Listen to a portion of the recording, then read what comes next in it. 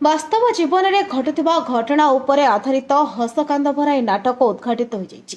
Ganjam Beguniapada block ଅନ୍ତର୍ଗତ ତାଳସରାଠାରେ କାର୍ତ୍ତିକ ପୂର୍ଣ୍ଣିମା ଉପଲକ୍ଷେ ଶ୍ରୀ ଶ୍ରୀ ଦୁର୍ଗାମାଧବ ଯୁବନାଟ୍ୟ ସଂସଦ ଦ୍ୱାରା ଆୟୋଜିତ ନାଟକକୁ ଶୁଭ ଉଦ୍ଘାଟନ କରିଛନ୍ତି କୋଦଳ ଏନ୍ଏସ୍ ଅଧ୍ୟକ୍ଷ ସୂର୍ଯ୍ୟନାରାୟଣ ନାୟକ।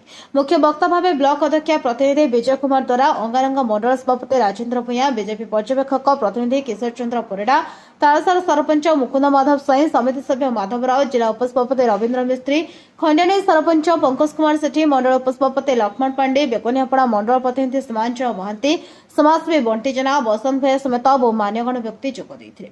ମଞ୍ଚାସୀନ ଅତିଥିମାନେ ଗଞ୍ଜାମ ଓ ଓଡ଼ିଶାର କଳା ସଂସ୍କୃତି ଉପରେ ଆଲୋଚନା କରିବା ସହ କଳାକାରଙ୍କୁ ଉତ୍ସାହିତ କରିଥିଲେ। ଗ୍ରାମାଞ୍ଚଳରେ କଳାର ବିକାଶ ପାଇଁ କରିଥିବା ପ୍ରୟାସକୁ ଗ୍ରାମବାସୀଙ୍କୁ ଧନ୍ୟବାଦ ଦେଇଥିଲେ।